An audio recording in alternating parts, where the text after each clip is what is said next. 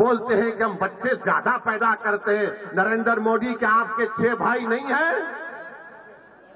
अमित शाह की 6 बहनें नहीं हैं? क्या रविशंकर प्रसाद की 7 भाई बहन नहीं है? मगर दिखता कौन? मुसलमान ज्यादा बच्चे पैदा कर रहे हैं। अरे झूठ बोल रहे हो तुम। तुम्हारी गवर्नमेंट का आदादोशुमार डेटा कह रहा है कि मुस्लिम हमारी बेटियों का जो फर्टिलिटी रेट है उसमें कमी आई है।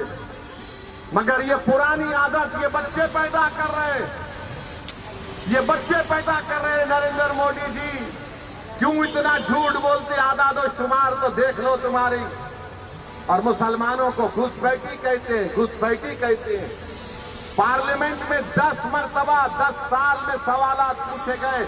बताओ कितने घुसपैठी भारत में आए? मोदी की सरकार के पास कोई जवाब नहीं था, कोई जवाब नहीं है। 10 मरतबा पूछा गया और बोलते हैं घुसपैठी आए। अरे कहां से आ रहे घुसपैठी?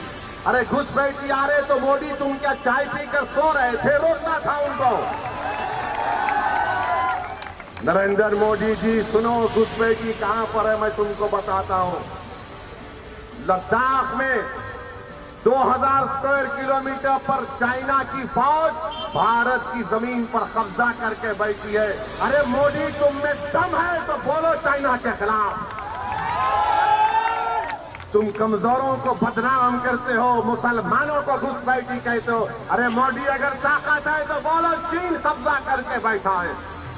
नहीं बोलेंगे चीन के खिलाफ, चाइना के खिलाफ बोलेंगे तो इनके पेट में दर्द शुरू हो जाएगा।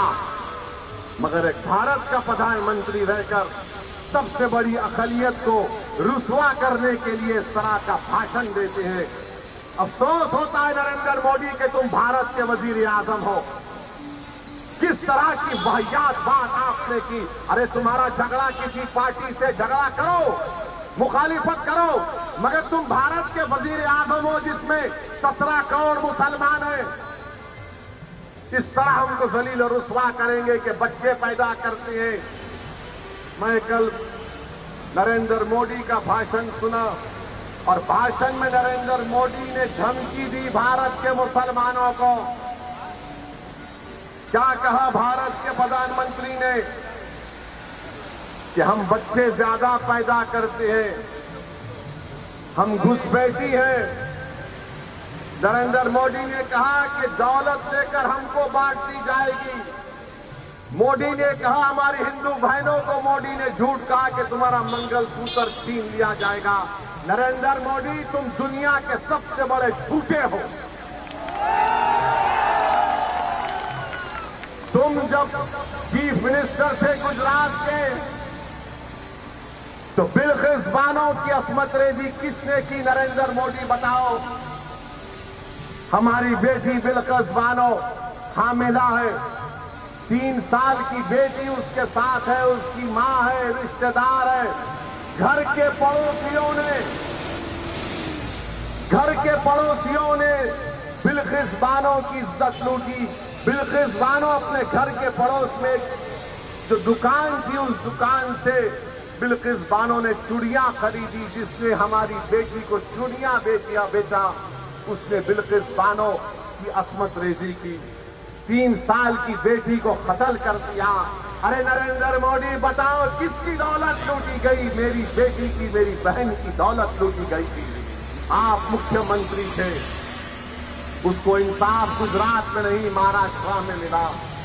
जेल को गए ये जालिम लोग और नरेंद्र मोदी की सरकार ने उनको रिमिशन पर छोड़ दिया। बताओ नरेंद्र मोदी किसकी दौलत छीनी गई थी? किसकी दौलत छीनी गई थी? एहसान जाफरी को जिंदा काट कर जला दिया गया। नरेंद्र मोदी आप भूल गए? यही एहसान जाफरी ने आपको कई फोन किए थे साबिका रुकने पार्लिमान, मगर एहसान जाफरी को जिंदा जला दिया गया। आज भी उसकी बेवा जकिया जाफरी इंसाफ के लिए पुकारती है, कोई पूछने वाला नहीं है।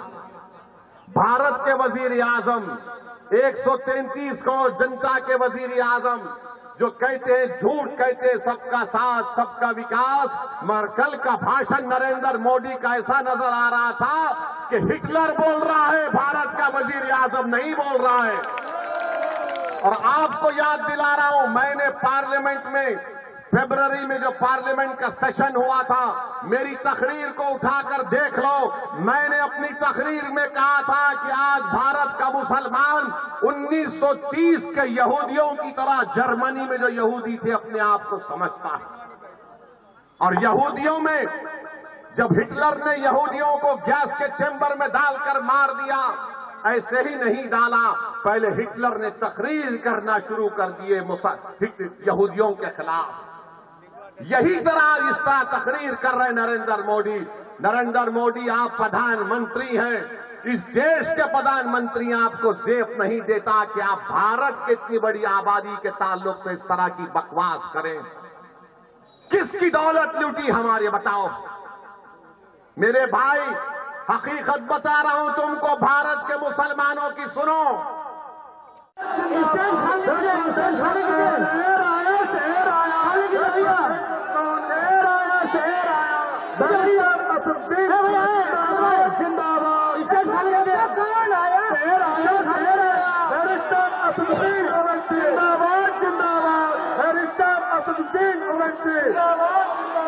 ऑल इंडिया मजलिस इत्तेहादुल मुस्लिमीन शांति। बिहार में जब हमारा भाई अख्तरुल ईमान गूंजता है तो बिहार असेंबली गूंजता है, मुख्यमंत्री की नींद हराम हो जाती है। और जब वोट दोगे तो हमारी नस्लें उनका गुलाम हो जाएगी। इसलिए हम डॉक्टर जावेद का निंदा करते हैं, उसके खिलाफ वोट देना पड़ेगा। दूसरी ताकत फासिस्ट ताकत है सर।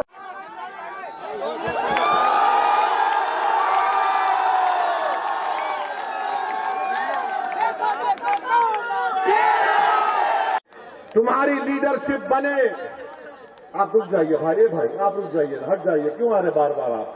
अरे कुछ नहीं होगा ना, क्यों आ रहे? मेरे अजीज दोस्तों और बुजुर्गों, अब आप सुनिए, आपका जो यहां पर कांग्रेस के एमपी साहब हैं, वो कहते हैं कि वो 5 साल में 1.5 लाख किलोमीटर चले। 5 साल में 1.5 लाख किलोमीटर चले, यानी रोज 100 किलोमीटर चलना पड़ेगा। आपने देखा उनको चलते हुए? वहां जो खड़े हुए हैं आपने देखा उनको चलते हुए? ये तसव्वुर करो कि ये पूरा अंधेरा है, फिरका परस्ती है, इखलाक, पीलू खान, बाबरी मस्जिद, ये जो तुम रोशनी जलाए हो, ये उम्मीद की रोशनी तुम आज जलाए हो संता की सरजमीन पर। इस रोशनी को पूरे किशनगंज में फैलाओगे आप, पूरे किशनगंज में फैला दोगे आप। 26 तारीख को पतंग को उड़ दोगे आप। अख्तरुल ईमान जिंदाबाद, सीमांचल की सरजमीन जिंदाबाद, सीमांचल की सरजमीन जिंदाबाद। हमारा इतिहास सब कुछ बर्बाद कर दिया। अगर उसको कोई जवाब देने वाला है तो हमारा बैरिस्टर असदुद्दीन अवैसी है।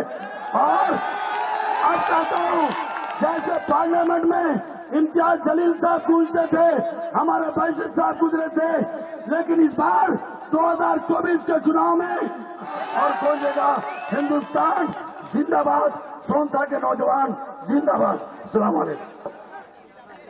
महादान मंडल पूर्व प्रखंड प्रमुख दयान मंडल साहब वो आए, अपनी बातों को रखें। अरे कांग्रेस का आप कब से साथ दे रहे हैं बताओ मुझे? जब से मुल्क आजाद हुआ, जब से तो हम कांग्रेस का साथ दे रहे हैं। क्या मिला बताओ? अगर कांग्रेस इंसाफ करती तो क्या सच्चर कमेटी के रिपोर्ट झूठी होती? अगर कांग्रेस इंसाफ करती तो हम बाबरी मस्जिद नहीं खोते। याद रखो, जीबी पंत मुख्यमंत्री थे 1949 में, जब बाबरी मस्जिद के अंदर घुसकर उसकी बेहुरमती की गई, ताले खोले गए, तो कौन मुख्यमंत्री थे, प्रधानमंत्री थे बताओ? मेरे अजीज दोस्तों और बुजुर्गों, फसादात हुए, भागलपुर का फसाद हुआ। अगर भागलपुर के उस गोभी के खेतों को अल्लाह जबान देगा तो सोनता की सरजमीन पर हाथ खड़े होने वाले लोगों से कहेगा कि सुनो, हमको काट कर दफना दिया गया और हमारी लाशों के ऊपर गोभी को गा दिया गया। किसकी सरकार थी? जब मेरी थी, मैं मुख्यमंत्री था।